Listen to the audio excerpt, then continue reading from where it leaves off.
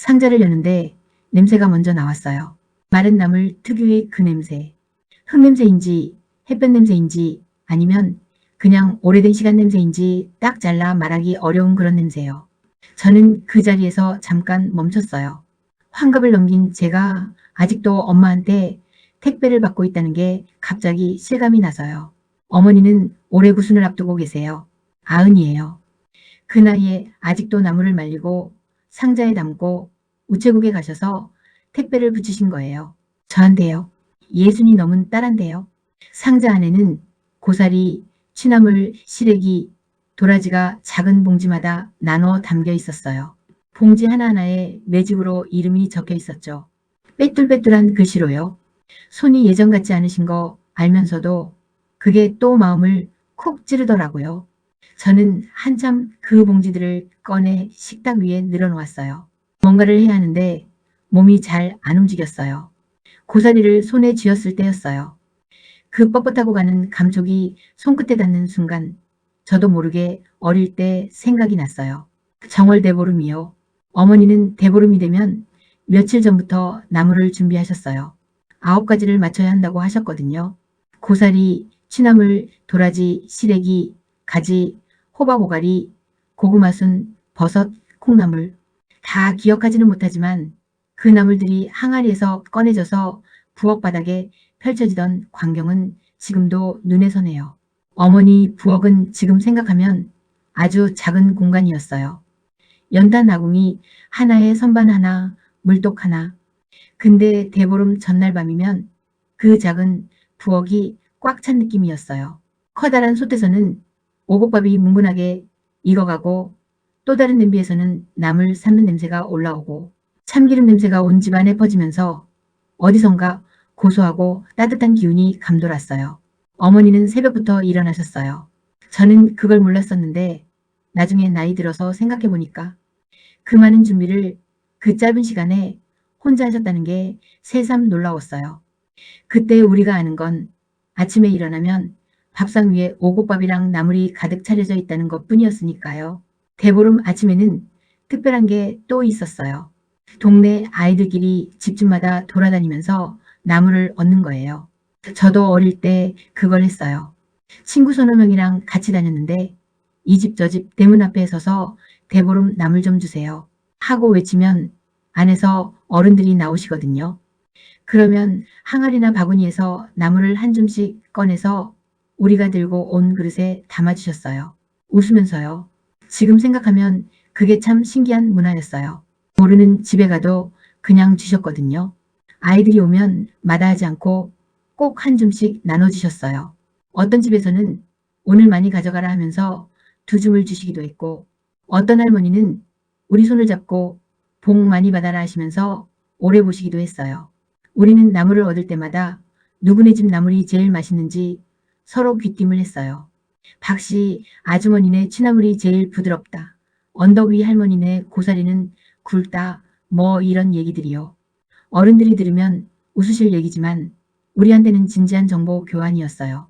나물을 충분히 모으면 한 집에 다 모였어요. 보통은 마당이 넓은 집이나 아니면 그냥 우리 중에 대장 역할을 하는 아이 집으로요.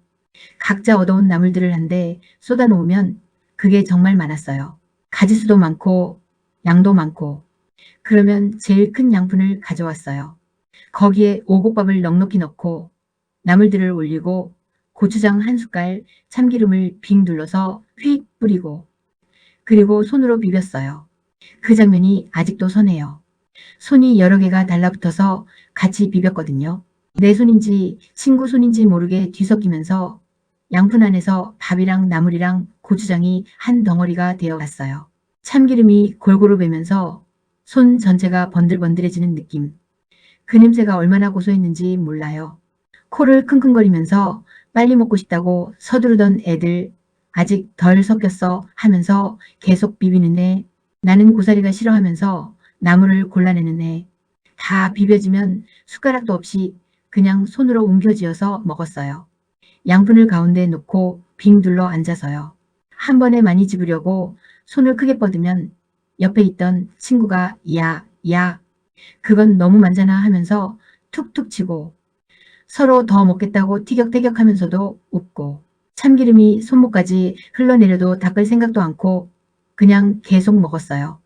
그때 얼마나 행복했는지 그 순간에는 몰랐어요. 나중에서야 알게 됐죠.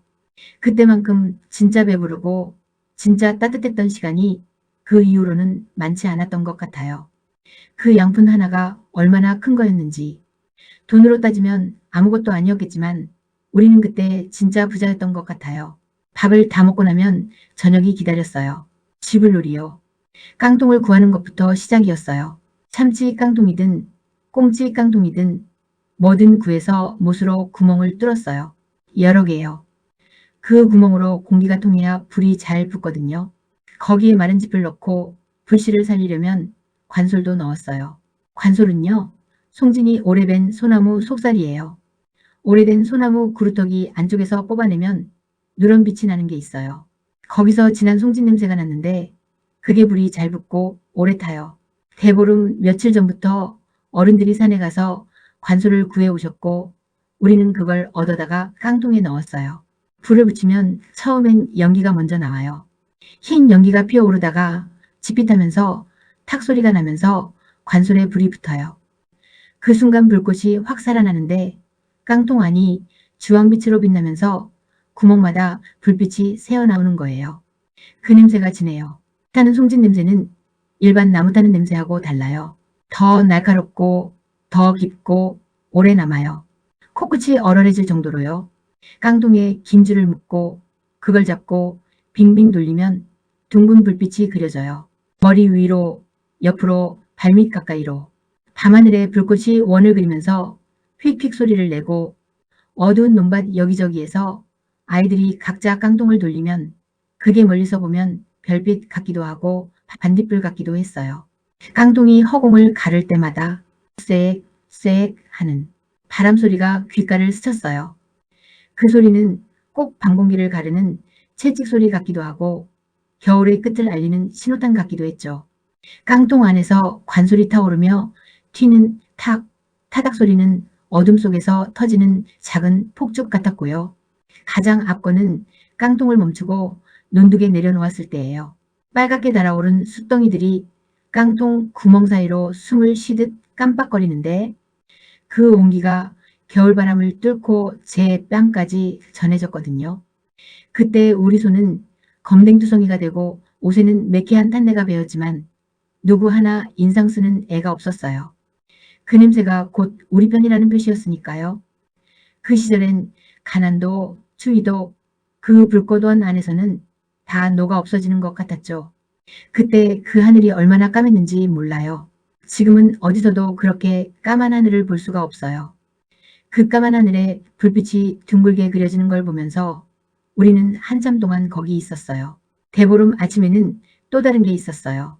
새벽 일찍 일어나서 잠이 덜 깬 눈으로 대문 밖에 나가 서면 동네 어딘가에서 아이 목소리가 들려요. 더위 사가라. 그러면 저도 맞받아쳤어요. 더위 사가라. 이름을 부르면서 더위를 파는 거예요. 민수야 하고 부르면 대답한 사람이 더위를 사게 된다는 거죠. 그래서 이름을 부르면 나 더위 안 산다 하면서 도망가기도 하고 어떤 아이는 일부러 서로 이름을 부르고 도망가면서 쫓고 쫓기고 꼴목이 시끄러웠어요. 어른들도 그걸 아시니까 아침 일찍은 서로 이름을 잘 안 불렀어요. 괜히 불렀다가 더위를 사게 된다고요. 그게 진짜 더위를 파는 게 아닌 걸 알면서도 다들 웃으면서 같이 하셨어요. 진지하게 하는 게 아니라 같이 웃자고 하는 거였던 것 같아요. 그날 밤 아버지 생각도 나요. 아버지는 말수가 별로 없으신 분이었어요. 대보름에 지불놀이를 하고 우리가 시끄럽게 떠들어도 그냥 마당 한쪽에 조용히 서 계셨어요. 아이들이 깡통 돌리는 것도 딱히 말리지 않으시고 위험하다고 소리치지도 않으시고 그냥 보고 계셨어요. 보름달이 뜨면 아버지가 달을 오래 바라보셨어요. 얼마나 오래 바라보셨냐면 우리가 쥐불놀이 하다가 지쳐서 안으로 들어올 때도 아직 거기 계셨어요. 혼자요. 달을 보시면서 무슨 생각을 하셨는지 그때는 물어볼 생각을 못했어요. 어린 눈에는 그냥 아버지가 멍하니 서 계신 것처럼 보였거든요. 지금은 알 것 같아요.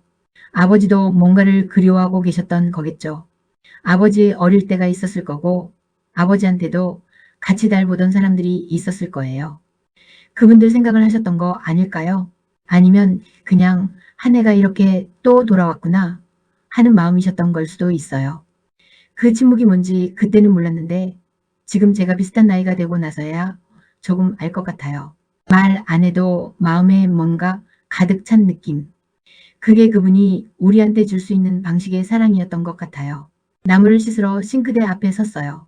그 도시 아파트 부엌이에요.